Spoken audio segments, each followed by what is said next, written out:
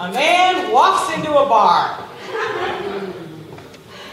It's one of the oldest and greatest setups of joke writing ever. Probably not terribly appropriate for the church, but God hasn't struck us with lightning yet, so we'll proceed with caution and faith. A man walks into a bar, and he says to the bartender, "Give me 10 shots of your best whiskey." So the bartender lines up 10 shot glasses, and the man is drinking the whiskey as fast as the bartender can pour it. He's like, "Why are you drinking so fast?" He said, "Well, you drink fast too. If you had what I had, what do you have? 70 cents? A man walks into a bar with a slab of asphalt under his arm. He says, "I'll have a beer and one for the road." A man walks into a bar and says, "Ouch!"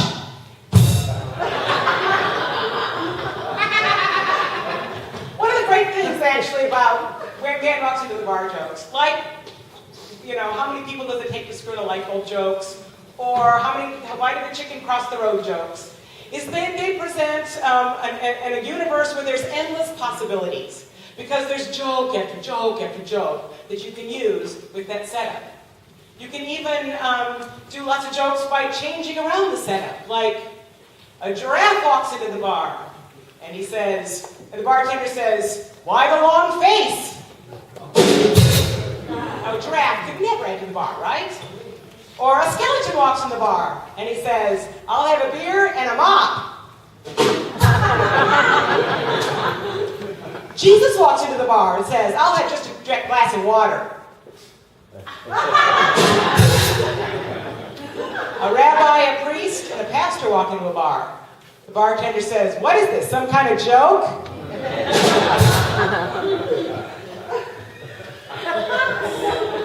Indeed, jokes create the idea that anything is possible. And not only that it's just sort of possible, but it's wonderfully, joyfully, powerfully possible. It's possible in a way that brings happiness and liveliness and laughter. And laughter is one of the healthiest things, one of the healthiest gifts, healing gifts we have in our being. Because indeed, laughter can heal us. You remember that story, that book from Norman Cousins, about how he had this horrible disease. And he cured himself only by holding himself up and watching Marx Brothers movies, and To Tell the Truth episodes, and Candid Camera episodes, and drinking orange juice. And laughter is an amazing community builder, right? We get a joke, we all laugh together, and we're instant community. Who was it? It was Victor Borgia that said, "The shortest distance between two people is a laugh." Indeed, people would gather on Easter in the early church.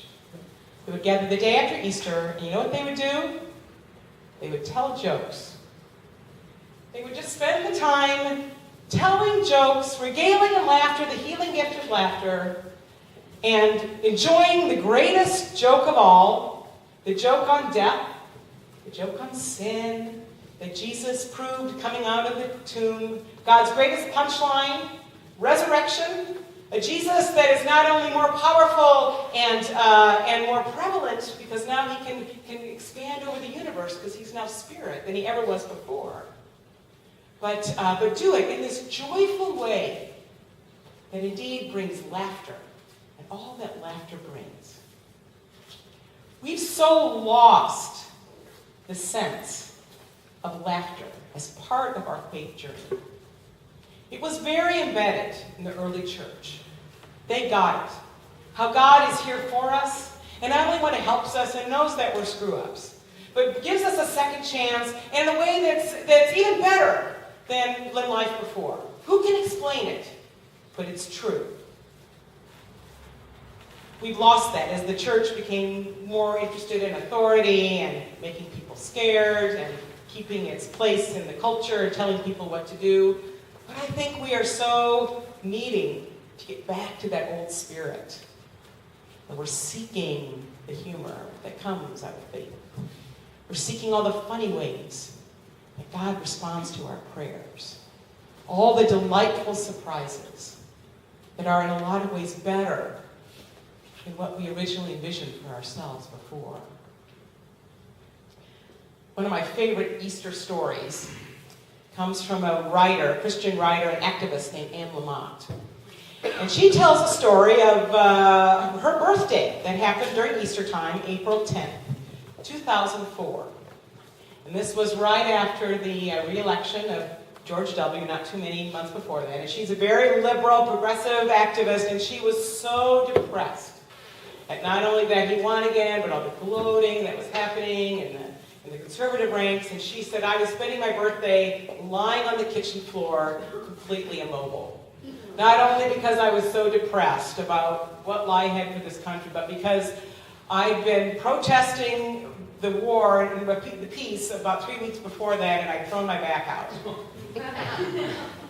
Because I'm that age, and I didn't want to die in Crohn's position. So I figured I needed to find a way to get up and get moving on, because it was my birthday. My dog comes up and he's licking my forehead, and I say to my dog, oh, what'd you get me for my birthday? And he chews at my forehead, and I take that as a good sign. So then I decide to pick up the phone and call my friend Jim. Jim's the kind of guy that always has good advice for me. So I say, Jim, I'm so depressed. It's my birthday. There's no hope for the world. What can you tell me? He says, well, my cactuses are in bloom. They were ugly and reptilian just a few days ago, and now they are beautiful red and pink. You should see them. Oh, I hate cactuses. Well, then how about this? Start being kind to yourself. That's where we all start. We eat, we breathe, we figure out what next step to take. And we trust that God is with us, all of us, in our suffering. God is with us when we suffer. God is with all those innocent people in Iraq as they suffer. In fact, as people suffer, God gets close to them. Jesus was suffering on the cross, and the Romans thought they had the last laugh. But that isn't so. So she hangs up the phone and realizes that she needs to bring God into her. I need to bring God into my life, to eat, to breathe, to eat. I don't have anything in the refrigerator. So she's breathing and walking forward. She decides, I'll go to the grocery store, and as I'm doing it, I'll pray to God to be helpful. God, help me to be helpful. That seemed like such a good prayer to pray. So I come to the grocery store, God, help me to be helpful. And I find myself flirting with all the people at the grocery store, especially the old people, and that really makes me feel better. And I get to the checkout line, and I pay for all my stuff, and the gal at the checkout card line behind the counter looks at my receipt, and she's like, oh, you won yourself a ham. What? You bet. Checker, go get a ham. She's like, what? I don't want a ham. I don't like the stuff. It makes me bloated. What am I going to do with 10 pounds of salty eraser? I'm just trying to be kind. I want to be helpful. She's like, oh, good. Okay, I'll wait here. And she says it takes the checker like 10 minutes to get that gladly glad ham. And she's like, I need to go be helpful, God. I need to go be helpful. Help me to be helpful. I'm just standing here doing nothing. And she is so angry when she finally gets this bag that looks like the size of a cat. And she's walking with her, she puts it in her shopping cart. She's like, and I'm walking back to my car, and I just figured out, where can I throw this thing? Because it made me so mad. I accidentally ran my cart into a car that's slowly moving, and I'm so sorry. And I come down, and I look through the window. It's a rusty old car, and I look in, and it's a woman that I know, that I went through AA with, and I got sober with, and we both had kids the same age, and we're rising together as single moms, and I hadn't seen her in a long time, and I say, hey, it's my birthday. And I can see that she's crying. She's like, I'm sorry, I just, oh, it's so good to see you, and I never asked this, but I'm out of money, I'm out of gas. Could you possibly lend me some money for gas? And she says, oh, heavens, yes. And she's like, Takes out, she says, I took out all the money in my belt. I handed it to her. Here. She's like, oh no, I just need enough money for gas. No, it's my birthday. Here, have it. And do you and your kids like ham? We love it. We have it at every meal. So she gladly puts it in the car. She says she takes this bag and she puts it down on the seat as if she's going to almost put a seatbelt over it. She's so precious. And she drives away. And Ann says, you know, it's so true that life can seem like you're just standing there in a barren desert. And before you know it, it starts to rain. And suddenly all those potholes are filled with water. And before you know it, the frogs are out jumping. And the brining shrimp are out mating like Kama's doing the Macarena.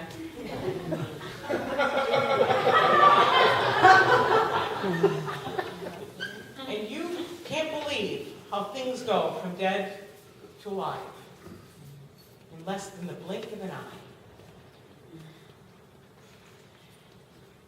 We are invited to be an Easter people. And that doesn't just mean we walk around thinking and talking and living in a dull way. The Easter spirit is one that seeks us indeed to be joyful, to be clowns, to not be afraid of making mistakes, because we know that in God there's going to be a second chance. In fact, in our story today, when Mary Magdalene comes and she's crying and Jesus comes to her, she first thinks he's the gardener. How embarrassing to realize, oh no, oops, I screwed up. Jesus doesn't care. He's so glad to see her. And you can bet that's the best story she ever tells when she's sitting around the dinner table. You'll never believe who I mistook Jesus for. Let us indeed be filled with that Spirit now, filled with that Spirit always. If you're able, come back to this congregation and discover new ways of being filled with that Spirit and going out in the world. See how joy and goofiness is God's answer and God speaking to you in life all around you. And if you give Him a chance, even make up for yourself a man walks into the bar joke. Or a woman walks into the tomb joke. In fact, I came up with one today, so giddy up. A man walks into the bar. It's Easter Sunday. He says, got any specials? And the bartender says, why, yes, fuzzy navels. Fuzzy navels? Why? Well, because first of all, this is the end of the season of Lent. First, when Jesus died, he was an innie in the tomb, and now he's an outie! Woo! Let us go out, be outies ourselves. And you know what? I think you know now what car Jesus would drive. An outie! All right! That's my good news for you today. That's God's good news for us today. And we're going to now celebrate and say yes to that joy of Christ as we stand and sing our final hymn, which is, it's a hymn, it's a song, it's Oh Happy Day. And let yourself truly get into all the joy that this song is. And our chicks are going to lead us, and we're going to sing along and dance as you are able.